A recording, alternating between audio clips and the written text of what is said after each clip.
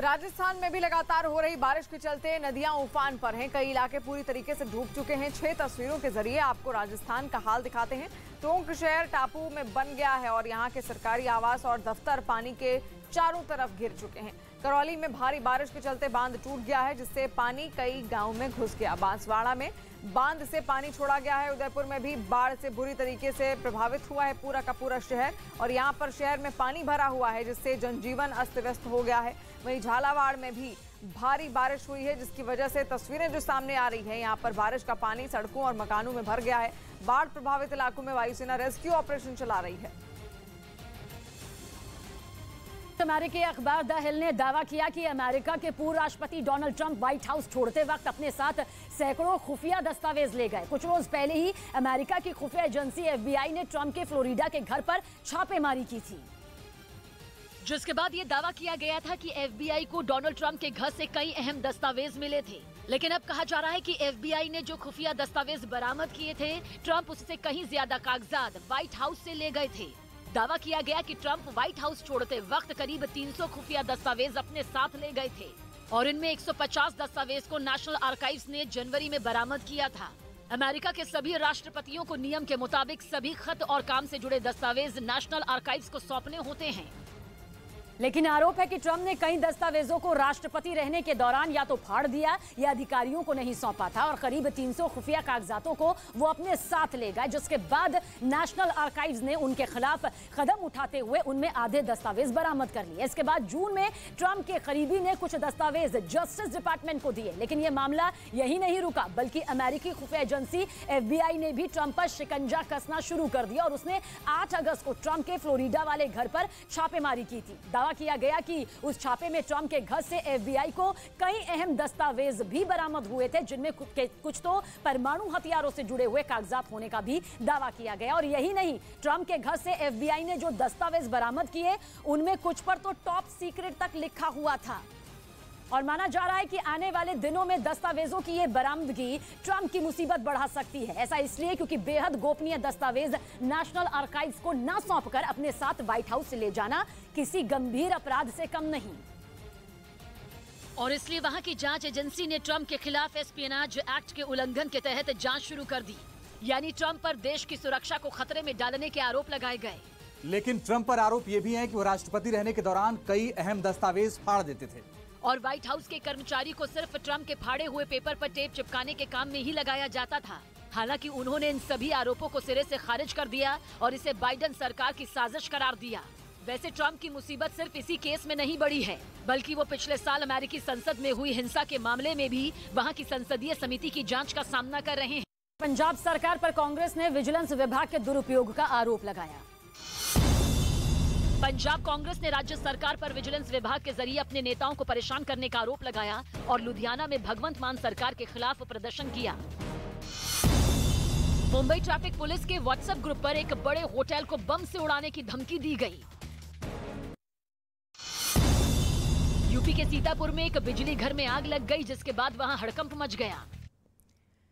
और राजस्थान में लगातार बारिश हो रही है, जिसकी वजह से लोग बेहद परेशान हैं। ज्यादातर नदियां इस वक्त तूफान पर हैं और डैम लबालब भरे हुए हैं। जलस्तर बढ़ने के बाद बांसवाड़ा में माही डैम के गेट 4 मीटर तक खोल दिए गए, जिसका असर डैम से कई किलोमीटर दूर तक देखने को मिला। गेट खोले जाने के बाद माही डैम से 1.5 किलोमीटर दूर बने पुल के ऊपर पानी आ गया, और देखते ही देखते जमीन से 20 फीट ऊंचे पुल के 1 मीटर ऊपर से पानी बहने लगा।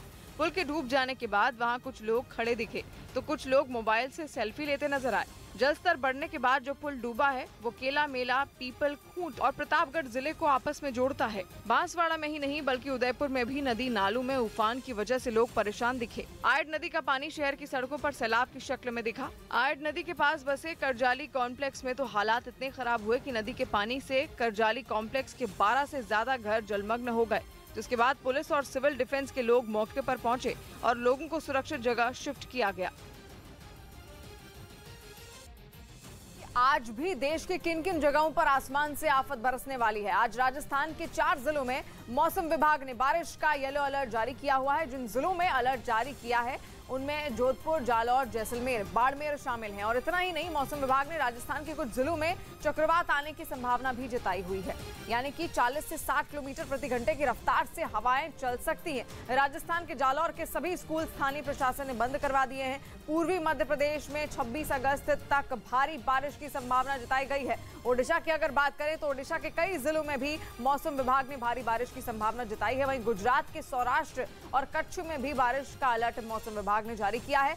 25 और 26 अगस्त को छत्तीसगढ़ में भी भारी बारिश का अलर्ट है।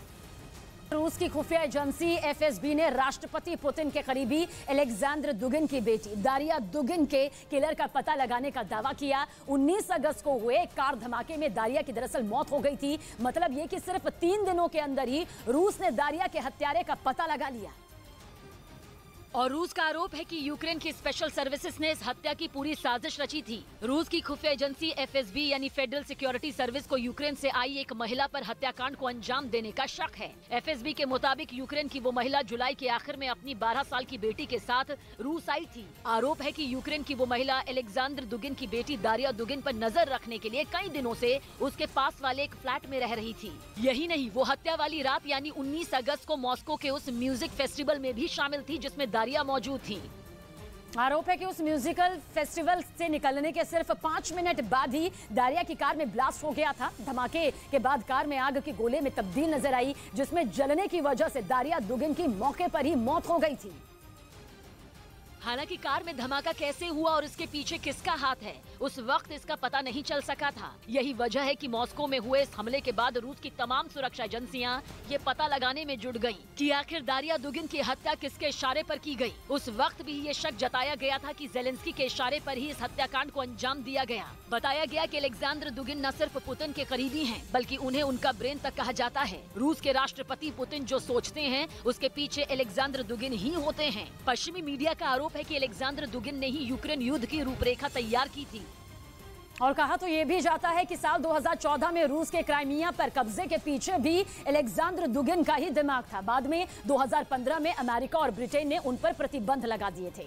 पश्चिमी देशों का आरोप है कि दुगिन फांसीवादी विचारधारा के कट्टर समर्थक हैं। जबकि उनकी 20 साल की बेटी दारिया दुगिन पेशे से पत्रकार थी। वो रूस में एक राजनीतिक विश्लेषक के तौर पर मशहूर भी थी। वो यूक्रेन पर हुए रूसी हमले के समर्थन में थी और इसके सपोर्ट में उन्होंने सोशल मीडिया पर कई पोस्ट भी किए थे। इसके अलावा दारिया पुतिन का समर्थन करने वाले यूनाइटेड वर्ल्ड इंटरनेशनल की संपादक थी। 19 अगस्त को हुए इस हमले के बाद रूस की मीडिया ने ये दावा किया था कि मॉस्को में ये किया गया हमला दारिया के लिए नहीं बल्कि उनके पिता अलेक्जेंडर दुगिन को मारने के लिए किया गया था। लेकिन गलती से दारिया उसका शिकार हो गयी, क्योंकि दावा किया जा रहा है कि जिस कार में धमाका हुआ था उसमें अलेक्जेंडर दुगिन ही बैठने वाले थे। लेकिन अचानक उन्होंने अपना फैसला बदल दिया और वो किसी दूसरी कार में बैठ गए। अलेक्जेंडर दुगिन की गाड़ी उनकी बेटी दारिया दुगिन की गाड़ी के ठीक पीछे चल रही थी। तभी बीच सड़क पर जोरदार धमाका हुआ जिससे पूरा इलाका दहल गया था। इससे पहले भी कोई कुछ समझ पाता, दारिया दुगिन की मौत हो चुकी थी। इस वारदात के बाद रूस ने आरोप लगाया कि यूक्रेन के आतंकियों ने कार को ब्लास्ट से उड़ाया था। रूस के एक चैनल ने यह भी दावा किया था कि यूक्रेन ने बदला लेने के लिए पुतिन के करीबी अलेक्जेंडर दुगिन की बेटी को मार दिया। और अब 3 दिन बाद रूस की खुफिया एजेंसी एफएसबी का आरोप है कि जेलेंस्की के इशारे पर दारिया दुगिन की हत्या की गई। हालांकि यूक्रेन ने रूस के आरोपों को सिरे से खारिज कर दिया, लेकिन 6 महीने के युद्ध में ये मॉस्को में पहली राजनीतिक हत्या है और ये माना जा रहा है कि रूस इसका बदला जरूर लेगा, जिससे यूक्रेन की परेशानी बढ़ सकती है। नीतीश सरकार के सामने एक नया रोड़ा अटक गया।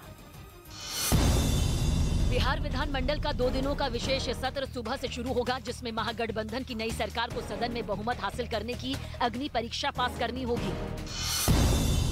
इसी सत्र में मौजूदा विधानसभा अध्यक्ष के इस्तीफा नहीं दिए जाने पर लाए गए अविश्वास प्रस्ताव पर भी चर्चा होगी। लेकिन बीजेपी नेता और विधानसभा अध्यक्ष विजय सिन्हा ने अपने पद से इस्तीफा देने से फिर इनकार कर दिया। इस्तीफा नहीं दूंगा। जेडीयू नेता और विधानसभा के डिप्टी स्पीकर महेश्वर हजारी ने विजय सिन्हा के अध्यक्ष का पद नहीं छोड़ने को गलत परंपरा की शुरुआत बताया। इधर उत्तराखंड के हरिद्वार में एक लड़की ने आत्महत्या के इरादे से गंग नहर के पुल में छलांग लगा दी।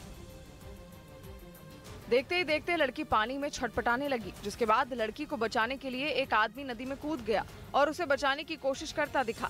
कड़ी मशक्कत के बाद आदमी लड़की को किनारे पर ले आया। तब तक 2 और लड़के पुल से नहर के किनारे तक पहुंच गए। और दोनों को नहर से बाहर निकाला गया, तो वहीं पुल के ऊपर खड़े कुछ लोगों ने इसका वीडियो बना लिया। हालांकि लड़की ने सुसाइड की कोशिश क्यों की, अभी तक इसकी वजह साफ नहीं हो सकी है। पूरा मामला रानीपुर कोतवाली इलाके का है। उधर पुलिस ने भी मामले की जानकारी होने से इनकार किया है। खबर है कि चीन का सपना माना जाने वाला belt and road initiative project अब उसके लिए सिरदर्द बनता जा रहा है। उसके लिए इस सिरदर्द को अमेरिका अपने लिए बड़ा मौका बनाने की फिराक में जुट गया है, जिसके लिए अमेरिकी राष्ट्रपति बाइडेन समेत वहां के तमाम बड़े मंत्रियों और नेताओं ने पिछले दिनों दुनिया के कई इलाकों में ताबड़तोड़ दौरे भी किए। असल में अमेरिका चाहता है कि चीन का इस प्रोजेक्ट के जरिए विकासशील देशों में घुसने का सपना टूट जाए, जिसके लिए उसने G7 देशों का सहारा लिया और PGII यानी partnership for global infrastructure and investment योजना लॉन्च कर दी। इस योजना को बिल्ड बैक बेटर वर्ल्ड या B3W भी कहा जा रहा है। खबर है कि अमेरिका ने इस योजना की तैयारी पिछले साल ही कर ली थी, लेकिन अब चीन को कमजोर पड़ता देख उसने इसे लॉन्च कर दिया। मतलब ये कि चीन को पटकनी देने के लिए अमेरिका दुनिया के अलग अलग कोनों में पैसा झोंकने के लिए तैयार है, और वो भी ऐसे वक्त में जब चीन का ड्रीम प्रोजेक्ट चुनौतियों से जूझ रहा है, क्योंकि फंड की कमी और राजनीतिक उठापटक की वजह से उसके कई प्रोजेक्ट अधर में लटकते दिख रहे हैं। साथ ही आरोप भी लगने लगे कि चीन ने belt and road initiative project की शुरुआत ही गरीब देशों के इंफ्रास्ट्रक्चर पर कब्जा करने के लिए की थी, क्योंकि उसके इस प्रोजेक्ट के झांसे में आए पाकिस्तान और श्रीलंका भारी कर्ज के जाल में फंसकर पाई के लिए मोहताज होकर उसकी मुट्ठी में बंद हो चुके हैं। और इन देशों की जो दुर्दशा हुई उसे पूरी दुनिया ने देखा। श्रीलंका में तो राष्ट्रपति को देश छोड़कर भागना पड़ा, तो पाकिस्तान चीन के कर्ज तले किस तरह से दबता चला गया, जिसके बाद दुनिया के ज्यादातर देशों का शी जिनपिंग से भरोसा उठने लगा और अमेरिका ने G7 देशों के साथ मिलकर partnership for global infrastructure and investment योजना लॉन्च करके उसके जख्मों पर नमक छिड़क दिया। इस योजना के तहत अमेरिका और G7 देश गरीब और विकासशील देशों में बुनियादी ढांचे की जरूरतों को पूरा करने के लिए निवेश करेंगे, जिसके लिए ये सभी देश 2027 तक $600 बिलियन यानी भारतीय रुपयों में करीब 46 लाख करोड़ रुपए का फंड इकट्ठा करेंगे, जिसमें $200 बिलियन यानी कि करीब 14 लाख करोड़ रुपए अमेरिका देगा। ABVP ने JNU में मौन प्रदर्शन किया। ABVP ने JNU में कुछ छात्रों के साथ हुई मारपीट के आरोप में मौन प्रदर्शन किया। बताया गया कि इस दौरान JNU की वाइस चांसलर ने प्रदर्शन कर रहे छात्रों से मुलाकात की और उनकी मांगों पर विचार करने का भरोसा दिया। दिल्ली के बुराड़ी इलाके में कुछ बदमाशों ने एक बिल्डर को गोली मार दी। गोली लगने से घायल बिल्डर अमित गुप्ता को अस्पताल में भर्ती करवाया गया। मुंबई पुलिस ने चेन छीनने वाले एक गिरोह का पर्दाफाश किया और 2 आरोपियों को गिरफ्तार कर लिया।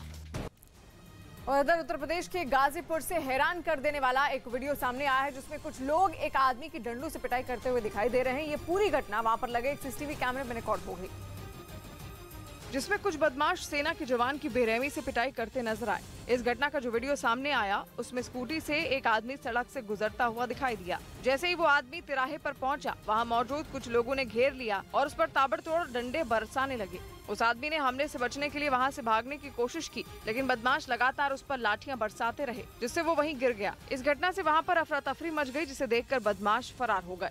इस घटना में सेना का जवान बुरी तरह घायल हो गया, जिसे अस्पताल में भर्ती करवाया गया। मार्केट में गए और मार्केट में बुरी तरीके से 6 लोगों ने पीटा उनको। घटना की जानकारी मिलने के बाद पुलिस CCTV वीडियो के आधार पर बदमाशों की तलाश में जुट गई। उत्तर प्रदेश के हमीरपुर से हैरान करने वाला मामला सामने आया। वहां फिर एक बार सिटी फॉरेस्ट इलाके में एक महिला के साथ बदसलूकी का वीडियो वायरल किया गया। कुछ दिन पहले ही यहां एक लड़की के कपड़े उतरवाकर वीडियो बनाने का मामला सामने आया था, और करीब 1 हफ्ते के अंदर ही एक दूसरा वीडियो भी वायरल हो गया, जिसके साथ ये दावा किया गया कि वहां करीब 6 बदमाशों ने घूमने आए एक पति पत्नी को निशाना बनाया, उनसे पैसे मांगे और मांग पूरी न होने पर महिला से छेड़खानी की।